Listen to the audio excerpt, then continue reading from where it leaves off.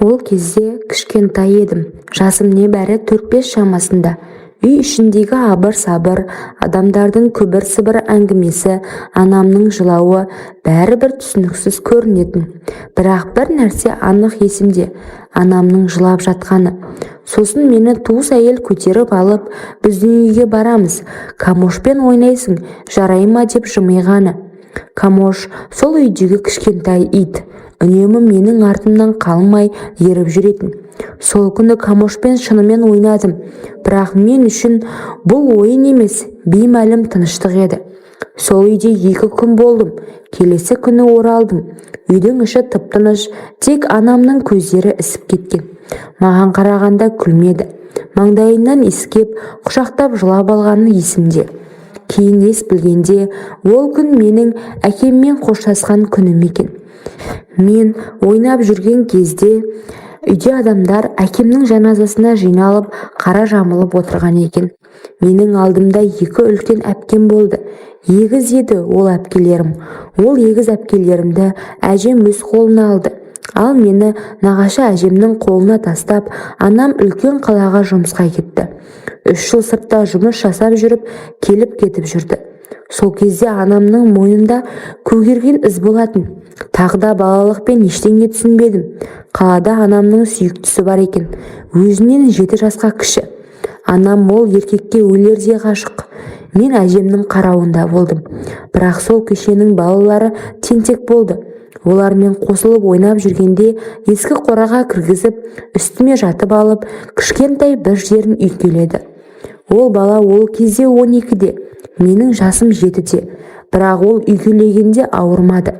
Әлгі ол ешкімге айтпа, айтсаң сені бәрі мазақтайды, сосын сені ойынға қоспайды деп мені алдайды.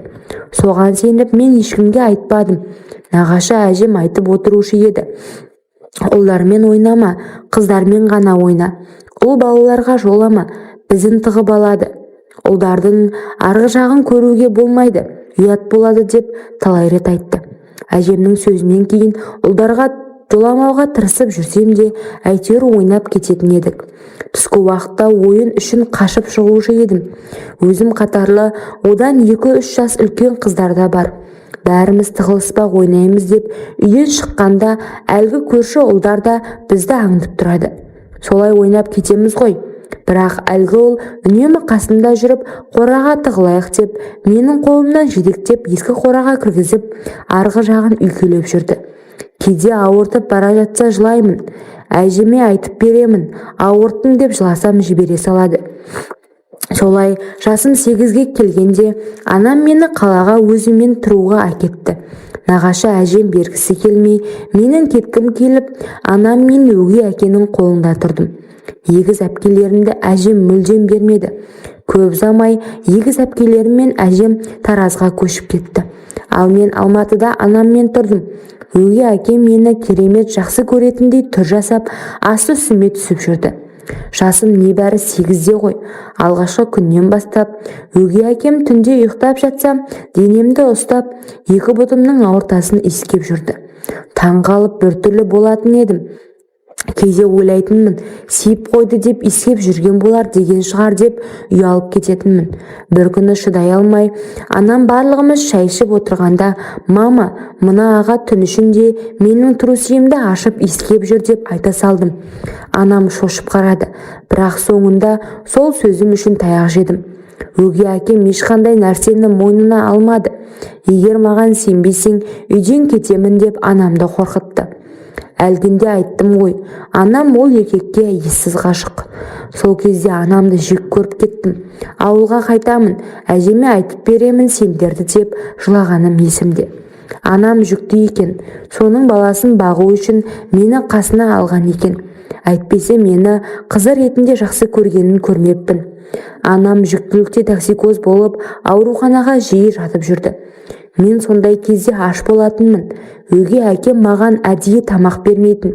Ол маған: үстіңдегі киімдерді түсір, сосын саған тамақ беремін, ақша беремін деп көндіріп жүрді.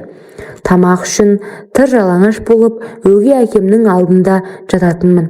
Ол бір қолымен ұстап, бір қолымен өзінікін ұстап ыңырсып жататын.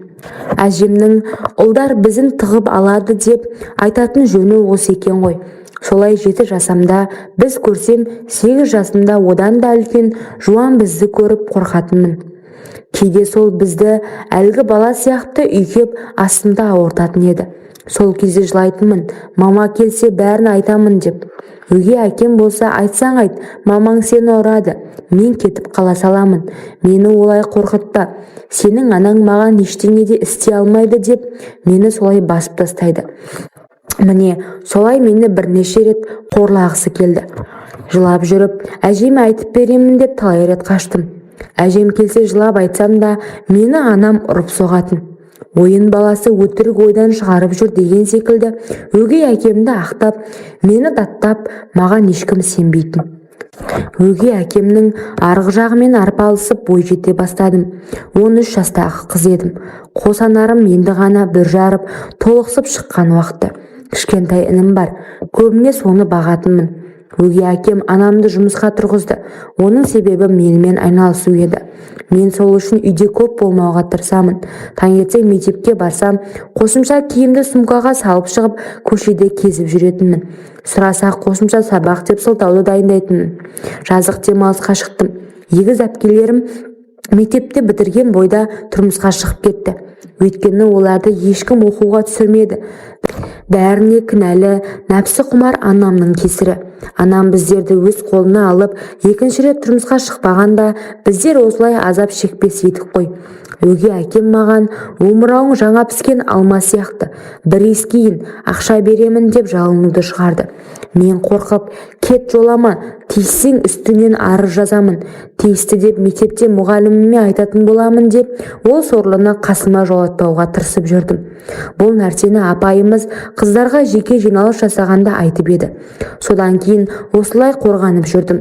Соның өзінде өгей әкем неше түрлі махаббат сөздерді, болмаса аузына келген ыңғайсыз сөздерді айтатын. Оның көп айтатын сөзі маған ақша берсей, ертең сол арғы жағың сасып қалады, өлсең құмырсқа жеп кетеді. Қазір қызығын көріп қал деп мысқылдап күлетін еді. Жазық каникулға шығып, ауылға қарай қашып кеттім. Анам түгімді қоймай ұрсып жатты. Тыңдамадым. Бар ойым егіз әпкелерімнен пана сұрау. Бала кезден араласпағасын бекен, біздерге бірден араласу қиын болды. Әпкелерім тұрмысқа шығып асып кеткен. Балалы болған. Барғанда аса жақтырмапты. Бірақ жездем жақсы қарсы алды. 2 күннен соң жездемнің қолы сумаң етіп төменгі жағымды сипалап өтті. Мән бермегендей болдым. Абайсызда тиіп кеткен шығар деп. Жүр магазинге барасың ба? Шоколад алып берейін деді әзіл қалжыңмен. Менің ойымда ештеңе жоқ. Еріп бардым. Кеш қарайып кеткен. Қуыс көшелермен жүріп келеміз. Бір кезде қолымнан ұстап, өзінің төменгі жағына салып жібергенде шошып кеттім. Маған ұнайсың деп, күштеп сүйіп алды. Асығыз шешкісі келді. Оған мен шыңғырып, аузыңды жап деймін деп босата салды. Жылаған күйі кері қарай үйге қаштым. Әпкем мені көрді. Кет үйден, енді келуші болма. Анам сияқты сен де жаман әйелсің деді. Өмірдегі ең өкінішім осындай жазықсыз жаладан естіген сөзім еді. Екінші әпкеме бардым. Ол жерде бір ай тұрдым. Оның да күйеуі тиісе бастады. Ақырын сөзбен құлағыма сені сүйемін деп сыбырлап, мені өзіне қаратқысы келді. Өйткені ол үйге барғанда мойнымда із болған. Соны көрген жездем, жігітің салған белгіні мен де сала аламын, көргің келе ме менікін деп ашықтан ашық айтты. Осы сөзінен соң ол үйден де кеттім. Анам мені айқаймен күтіп алды. Ал, қаңғып ешкімге сыймай келдің бе деп шашымнан сүйреп ұра жөнелді. Өгей әкем маған болысқандай, анам екеуміздің арамызға түсіп құтқарған болды. Анам жоқта сені анаңнан құтқардым, сені сүйемін ғой деп баяғы әніне тағы басты. Мен тек өзімді қорғауға тырысып жүрген бейбақпын. Маған жолама деп шыңғырып жібердім де, үйден қашып далада анам келем дегенше жүрдім. Осындай азап қорқынышпен 3 жылда өте шықты. Колледжге түсіп, бір рет танысқан өзімнен үлкен жігітке тұрмысқа шықтым. Басқа амалым жоқ еді.